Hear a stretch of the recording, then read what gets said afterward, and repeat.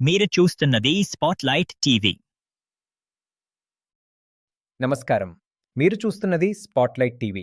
నేను మీ chief editor Nivas MS. ఈరోజు మనం చర్చించబోయే అంశం రాష్ట్రంలో ఓటర్ల జాబితా సవరణ ప్రక్రియ, ఆన్లైన్ సేవలు మరియు వాటిపై రాజకీయ పార్టీల స్పందన.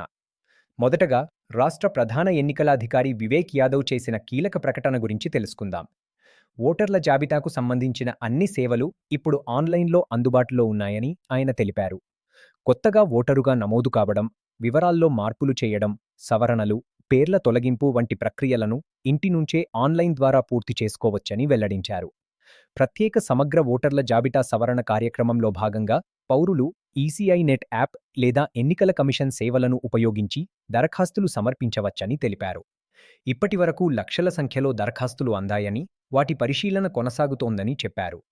విదేశాల్లో నివసిస్తున్న రాష్ట్ర ఓటర్ల కోసం కూడా ప్రత్యేక ఆన్లైన్ సదుపాయం అందుబాటులో ఉంచినట్లు వెల్లడించారు. యాప్ ద్వారా దరఖాస్తు చేసిన అనంతరం సంబంధిత అధికారులు దరఖాస్తుదారులను సంప్రదించి అవసరమైన ధృవీకరణ ప్రక్రియను నిర్వహిస్తారని వివరించారు. ప్రతి దరఖాస్తును క్షుణ్ణంగా పరిశీలించిన తర్వాతే ఓటర్ల జాబితాలో మార్పులు చేపడతామని స్పష్టం చేశారు. బూతు స్థాయి అధికారులు క్షేత్రస్థాయిలో తనిఖీలు నిర్వహించి నిబంధనల ప్రకారం నివేదికలు సమర్పిస్తారని తెలిపారు. ఓటర్లు తమ వివరాలను తప్పనిసరిగా పరిశీలించుకోవాలని, ఏవైనా సవరణలు అవసరమైతే వెంటనే దరఖాస్తు చేసుకోవాలని రాష్ట్ర ప్రధాన ఎన్నికల అధికారి సూచించారు. ఎన్నికల ప్రక్రియను పూర్తిగా పారదర్శకంగా, నిష్పక్షపాతంగా నిర్వహించేందుకు అన్ని చర్యలు తీసుకుంటున్నామని ఆయన స్పష్టం చేశారు. ఇదిలా ఉండగా ఓటర్ల జాబితా సవరణ ప్రక్రియపై వైఎస్సార్సీపీ అధ్యక్షుడు జగన్మోహన్ రెడ్డి పార్టీ శ్రేణులకు కీలక సూచనలు చేశారు. ఓటర్ల జాబితాలో అక్రమాలు జరిగే అవకాశాలు ఉన్నాయని పేర్కొంటూ ప్రతి దరఖాస్తు, ప్రతి మార్పును జాగ్రత్తగా పరిశీలించాలని పార్టీ నాయకులు, కార్యకర్తలకు పిలుపునిచ్చారు.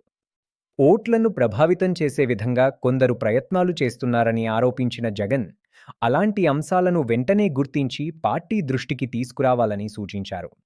క్షేత్రస్థాయిలో జరుగుతున్న పరిణామాలను నిరంతరం పర్యవేక్షించాలని, ఓటర్ల జాబితాలో పేర్ల తొలగింపు లేదా కొత్త పేర్ల చేర్పుల విషయంలో అనుమానాస్పద అంశాలు కనిపిస్తే వెంటనే స్పందించాలని అన్నారు.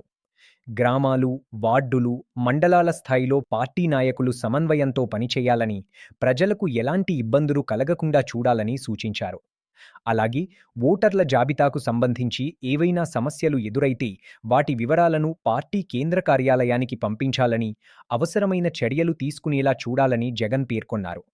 పార్టీ శ్రేణులు ప్రజలతో నిరంతరం సంబంధాలు కొనసాగిస్తూ ఓటర్ల హక్కులను పరిరక్షించే దిశగా పనిచేయాలని ఆయన పిలుపునిచ్చారు.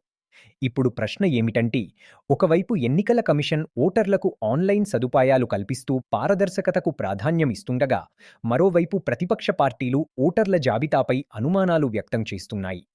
ఈ పరిస్థితుల్లో ఓటర్లు తమ వివరాలను స్వయంగా పరిశీలించుకోవడం, అవసరమైన సవరణలు వెంటనే చేయించుకోవడం అత్యంత ముఖ్యంగా మారింది. ఈ అంశంపై మీ అభిప్రాయం ఏమిటి? కామెంట్ చేసి తప్పకుండా తెలియజేయండి.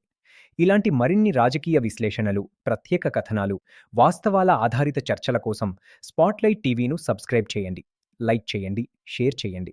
నేను మీ చీఫ్ ఎడిటర్ నివాస్ ఎంఎస్. మరో ప్రత్యేక కథనంతో మళ్ళీ కలుద్దాం. నమస్కారం.